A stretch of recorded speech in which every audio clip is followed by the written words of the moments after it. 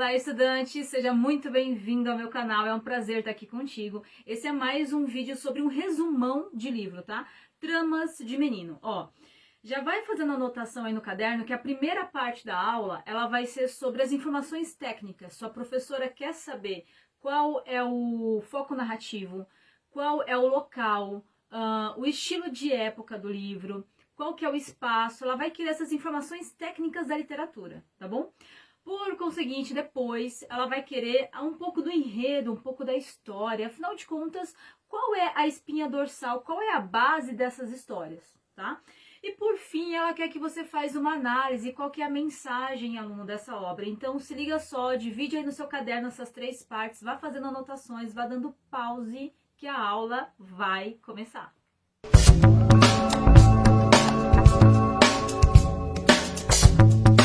Bom, para a gente começar com o nosso resumão do livro Tramas de Menino, de João Anzanello Carrascosa, vamos iniciar pelas informações técnicas, tá? Então vamos lá, qual que é o tipo de texto? São contos, pessoal, exatamente. Para ser mais específica, 14 contos, em que você tem na primeira parte 7 e na segunda parte mais 7, tá? Então são 14 contos. Quando que foi publicado? 2021, e é super contemporâneo, você percebe ali pelo espaço da narrativa, pelo diálogo dos personagens, que é super contemporâneo, então ano 2021. Qual que é o estilo de época? Contemporâneo, sim, o João Anzanello tá vivo, ele é um dos poucos autores aqui do meu canal, dos resumões que tem aqui, que são autores que ainda estão vivos, tá? Foco narrativo, alguns contos são narrados em primeira pessoa e outros contos são narrados em terceira pessoa. Detalhe, qual que é o espaço? Pro, ele dá nome de cidade, nome de país, nome de estado? Não, pessoal, não nomeia nada, mas você percebe ali pela narrativa que se trata de espaços urbanos, tá? Se trata de cidades, mas ele não especifica o nome da cidade, ok?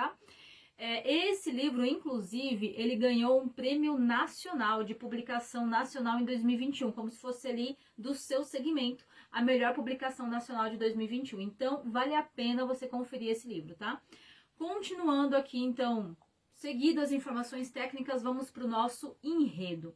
Pessoal, para você entender o enredo, primeiro entenda o título, tá? O título sempre dos textos é como se eles fossem uma dica, como se fosse ali um bizu, um macete para você entender do que se trata o texto. Tramas de Menino, ele já está falando, você percebe que pela capa do livro, é como se fosse amaranhado, como se fosse bordados, tá? E são como se fosse ali desse bordado linhas que se encontram, que vão se emaranhando, que vão se juntando e vão contando histórias. Essas histórias que vão contando são sempre baseadas em núcleos, principalmente núcleos familiares. Sim, ele pega ali sempre a ideia de pai e filho, de marido e esposa, de irmão, irmã, ele sempre vai pegar essas temáticas, seja de casais, seja de qualquer familiares, para dentro dessas temáticas ele começar a contar essas historinhas, esses enredos que vão acontecendo, tá? Eu vou, obviamente são 14 contos, eu sempre falo aqui, né? A ideia não é te contar os 14 contos, é te falar de 2 ou 3 principais, principalmente ali que vão ter referência com um nome, e que são os contos, digamos, mais claros e mais importantes sobre a obra, tá? Não quer dizer que os outros sejam, sabe, de menos valor, não. É que esses daqui, se você entender esses 2 ou 3 que eu vou te contar, você entende, você capta a ideia da obra, tá bom? Wait a minute! Então vamos lá. Tramas de Menino. O primeiro conto já fala ali, o nome do conto número 1 é Começo. Ele fala sobre um pai que está esperando a visita do filho. Sim, parece que o filho, ele foi... Não fala o nome do pai, não fala o nome do filho. Já começa com o pai esperando esse filho retornar dos estudos. Sim, ele está estudando fora daquela cidade. O pai dele mora na zona rural, ele está estudando na zona urbana, né? Ele está estudando numa outra cidade, num outro município. E que ele vem visitar essa família nas férias. Sim, né? Quantas histórias não acontecem desse modelo, né? Que você está viajando ou trabalhando e você, fora da cidade, você passa ali na casa dos seus pais ou na casa de algum parente para passar umas férias, para passar um período, né? Bom, e quando ele começa a narrativa, já fala bastante, pessoal, da saudade, fala da felicidade dele em reencontrar esse filho, fala dos momentos que É sempre uma ideia muito de afeto esse primeiro aqui, tá? Dos momentos que ele se recorda de quando ele tinha mais vivência com o filho dentro de casa, que ele se lembra... E olha, que ele sente saudade das coisas mais simples possíveis. Quando a gente começa a ler o livro, a gente fala, nossa, será que tem um acontecimento importante que esse pai está sendo marcado? Que ele está lembrando, que ele está saudoso, com saudade, né, dessa vivência? Não, são as coisas mais simples possíveis. Por exemplo, tomar café da manhã com o filho, sentar ali para ler um livro, para assistir um programa na televisão, falar sobre a vida... dar uns passeios simples ali com o filho. Então ele tá sentindo falta das coisas mais cotidianas, das coisas mais simples do dia a dia. Que coisa mais linda! E quando esse filho tá para voltar é quando vem a mente dele, nossa, agora eu vou ter esse momento de novo, o meu filho que a casa torna, vou recebê-lo também. E é sempre essa ideia muito saudosa, tá? Ou seja, pessoal, esse primeiro conto aqui, o conto chamado de Começo, sim, o nome do conto, do primeiro conto é Começo. É uma ideia muito simplista, sabe? Pegar aquelas coisas tão simples do dia a dia e transformar elas em algo emotivo, cheio de emoção. Quantas vezes, para pensar, e você não se pegou pensando, nossa, que saudade de tomar café da manhã com o meu pai, que saudade de conversar sobre um jogo com ele, que saudade de dar algumas risadas com ele sobre coisas simples do dia a dia. Essa é a ideia que ele traz pra gente, entende? Vou. E aí, olha só, se você ficou até aqui, a metadinha desse vídeo aqui também é importante, hein? Você chegou num dos melhores momentos do vídeo. Por quê? Do primeiro conto, que é Começo, eu vou pro último conto, pro 14º. O título dele se chama Últimas. Sim, nesse último conto, o que tá acontecendo? É um pai que tá aguardando o retorno desse filho. Sim, aí você falou, mas é bem parecido com o começo. No começo ele coloca muito o foco no filho que está retornando, tá? No fato do filho retornar, do filho que estava estudando fora, que vai voltar àquela vivência em casa, que vai ter os momentos de novo com o pai dele, mas assim, sobre o olhar do filho, entende? No primeiro conto. E no 14º é sobre o olhar do pai. E aqui mais um ponto que se encaixa com esse título, porque são tramas, são emaranhados. É como se fosse um quebra-cabeça que essas peças vão se encaixando ao momento, sabe? Você lê do 1º ao 7º, e aí eles vão se encontrando do 14 ao 7º. Sim, é como se o primeiro se encaixasse com o 14º. O segundo se encaixasse com a história do 13º. O terceiro se encaixasse com a história do 12º. E por aí em diante. Exatamente, ele fez esse quebra-cabeça, que também faz relação com o nome, tá? Complicou. E detalhe, o que esse nome também faz relação com as histórias? São sempre histórias ali de situações cotidianas, de, como eu te falei, saudade da espera de alguém. Tem bastante a questão do luto, da morte. Eu vou te falar de um próximo conto agora que fala bastante disso.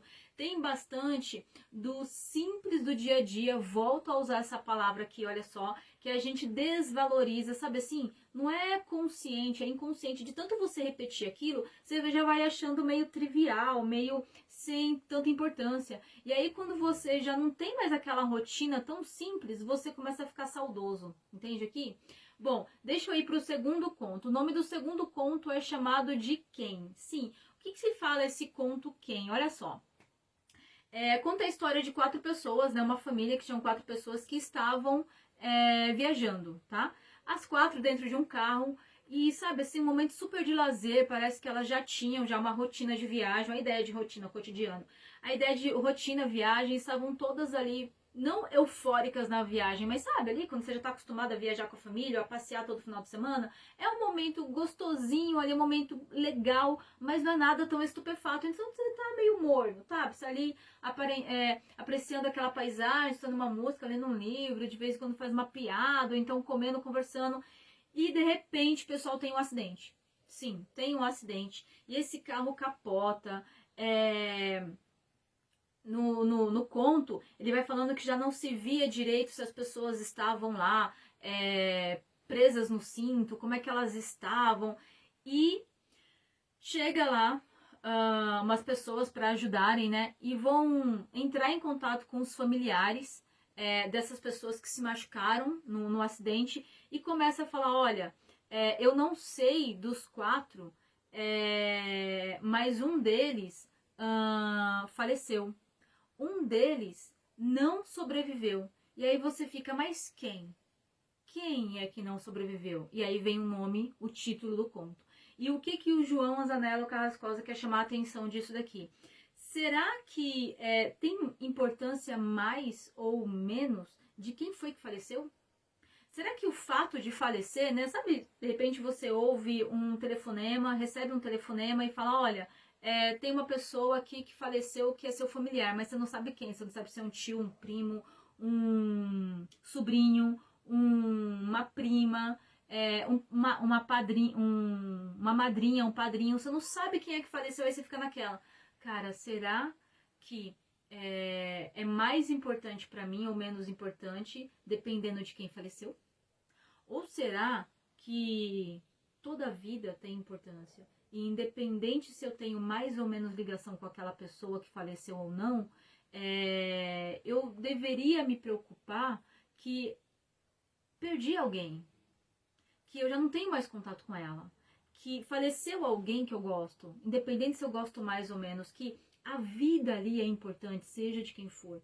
Que a importância da vida não é o quanto eu gosto daquela pessoa, é o fato simples e trivial, sabe, de ser uma vida que se perdeu.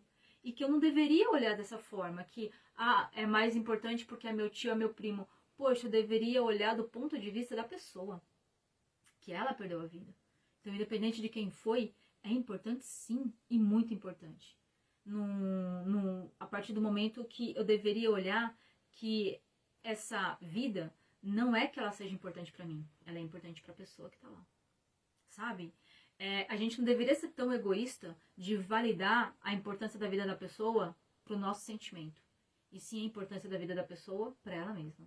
Olha só o que o João coloca aqui, sabe? Numa situação ali tão trivial, tão simples, ele coloca a gente para se perguntar, para se refletir, para sair de um ponto de vista egoísta e olhar e ser empático, né? Se colocar no ponto de vista do outro que tá lá perdendo a vida.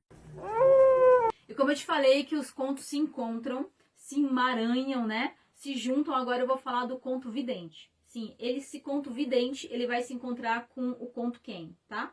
Chega aqui, olha só.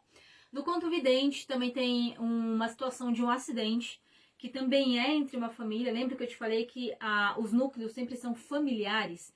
Também é dentro de um acidente, só que, diferentemente do outro, esse acidente aqui quase ninguém consegue contato. As pessoas só sabem, sabe? Quando o telefone não atende mais, você liga nos hospitais, você tenta contato e não consegue ter informação precisa e você fica naquela agonia.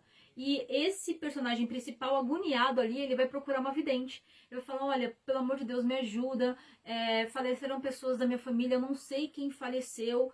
E eu quero saber, como que eu chego lá, eu quero saber quem foi que faleceu. A vidente fala, pessoal, que não há uma outra pessoa específica que faleceu. Ela fala que foram todos que faleceram. E na narrativa, continuando, o diálogo ali, o Anzanello nos coloca para pensar que é como se fosse uma pergunta, sabe? E agora? É mais importante para você porque 4 pessoas faleceram? Então, se fosse uma só, seria menos importante para você? Se fosse uma só, seria menos trágico? Por que a gente fica quantificando as vidas? Por que a gente não se coloca mais uma vez no lugar do outro, empatia? De entender que se fosse uma vida seria tão trágico quanto 4, ou 5, ou 2, ou 3, ou quantas fossem. Você entende que ele nos leva para refletir sobre coisas que muitas vezes nos passam ali desapercebidos, nos passam no automático, que a gente não tem tanta análise sobre aquilo, que como a gente não tem tanta análise sobre aquilo, é como se aquilo fosse desvalorizado, fosse algo pequeno, pequenino, e ele quer que a gente olhe com aquilo com o maior cuidado, com a maior raridade possível. Afinal de contas, uma vida, ou 10, ou 1000 vidas, são raras de qualquer forma. Interessante, né? Então, pessoal, olha só, te contei aqui 4 contos, né, dos 14, e todos eles não têm nome dos personagens, tá? Todos eles não têm nome das cidades. O que o João quer? Que a gente se coloque no lugar dessas pessoas e comece a entrar nessas histórias e ter empatia com isso e contemplar contemplar um pouquinho, às vezes, seja da dor, seja da tranquilidade, seja do saudosismo. Lembra o pai que espera o filho? Lembra o filho que está querendo, ele tão saudoso, de um momento agora mais no seio da família, de ter aquele aconchego, de ter aquele acolhimento. Ele quer que a gente vivencie essas experiências. O que você está sentindo agora? Você não sabe, nem eu. Tem também nesse conto aí, né, do pai esperando o filho, ele relembrando de algumas discussões, de algumas brigas. Tem outros contos também. E quando essas pessoas elas ficam um pouco distantes de si, elas começam a ressignificar. O que é isso? Elas começam a ver outro significado. Sabe aquela briga, aquela discussão que você tem com alguém da sua família? E aí passa um tempo, você esfria a cabeça, baixa a poeira e você olha aquilo e fala, nossa, talvez não precisava de tudo aquilo. Talvez eu já estava um pouco cansado da situação, talvez eu já estava muito esgotado daquilo. Se eu tivesse só me afastado, só baixado a poeira, eu não precisava chegar num tal nível de desgaste com aquela pessoa. Ou então eu posso olhar aquilo também ressignificando, olhando, olha, eu era imaturo no momento. Cara, eu sou um merda, meu irmão. Se eu não fosse tão imaturo naquele ponto, se fosse hoje essa situação, eu lidaria de outra forma. Então a gente não olha aquilo mais com raiva, sabe? Com mágoa, a gente olha aquilo com análise, com frieza, com maturidade. Ele olha também a gente nessa ideia de contemplar o passado, de contemplar as pequeninas coisas, que a gente ressignifique. Que a gente consiga olhar para esse dia a dia, analisando ele de forma mais tranquila, sabe? Mais espaçada, mais cuidadosa. Ó, detalhe aqui que eu acho legal você anotar, viu? Alguns contos são em prosa. O que é em prosa? Não tem versificação, é como se fosse um textinho, uma narrativa, tá? E outros contos são em poesia. Outros contos são rimados, são em versos, tá? Continuando aqui a ideia da análise, tá? Desses enredos. Quando ele fala desse Tramas de Menino, que tem os bordados, é como se fossem essas linhas da vida, essas histórias que elas vão se encontrando como se fosse uma colcha de retalhos. É como se essas ideias, essas relações que horas elas estão quase quebradiças, horas elas precisam ali se fortificar, é como se fosse um tecido que às vezes ele está separado e hora você faz uma colcha de retalho, e que até mesmo aqueles pontos que hora você viu como negativo contribuiu de forma positiva para que essa história se juntasse. Então, olha, essas tramas de menino, tenta ao longo da sua narrativa ter uns despertar, sabe, uns insights silenciosos de quando aquela discussão, aquele conflito ou aquela calmaria, elas vão te trazendo um pouco da realidade dessas pessoas. Afinal de contas, o dia a dia das pessoas, horas tem de discussão, hora tem de acordo e clareamento dessas discussões. Aqui, escreveu, não leu, o cacete come! E quando ele mostra esses conflitos, pessoal, que é como se fossem, de novo, tá? Dentro desse bordado, dentro dessas tramas, dentro desses tecidos, que essa linha, ora se quebra, ora essas relações elas se tornam mais frágeis, ora essas relações vão se aproximando e essa costura volta de novo. É como se esses momentos, eles fossem formas de tornar mais maduro. É como se fosse algo que não daria para a gente controlar, que por mais que a gente saiba que vai acontecer, uma discussão, um conflito, um luto na família, é como se fosse algo que depois que aquilo passa, depois que aquela poeira se baixa, depois que a gente ressignifica, a gente amadurece com aquilo. E quando você amadurece com aquilo, você tem um olhar muito mais carinhoso e mais calmo, é uma calmaria. Sabe quando você já teve uma certa discussão com alguém da família? O cara explodiu! Você até aquela relação ela se esfriou, se distanciou, mas por algum momento você precisou se aproximar, seja se aproximar de forma mais profunda ou de forma mais superficial, você veio mais calmo, você veio mais tranquilo, você veio mais silencioso. É isso que ele coloca. Você veio mais maduro, sabe? Então, fechando aqui o enredo, indo para análise agora, esse livro ele trata bastante de amadurecimento, de perdas, de lutos, de conflito, de relacionamentos que ora eles estão quebrados e ora eles estão reparados, eles são reconstruídos. Seja reconstruídos de forma mais profunda, sabe? Quando você teve uma discussão muito feia com alguém da sua família e você volta de novo e aquela relação ela volta muito mais forte, muito mais carinhosa, muito mais afetuosa, muito mais sólida. Ninguém agora vai quebrar aquela relação, nem você nem a pessoa. Vocês já estão tão maduros para levar aquilo, que aquilo é como se fosse, sabe, você olha com aquilo com tranquilidade, parece que aquilo é eterno. Ou então... Qual que é o segredo para chegar? Muito mais amena, muito mais tranquila, muito mais madura. É aquela ideia mesmo, sabe? É um despertar silencioso. Ele fala isso em alguns momentos. Tem algumas palavras que eu comentei aqui com você que eu tirei exatamente do livro para ser o mais fiel possível.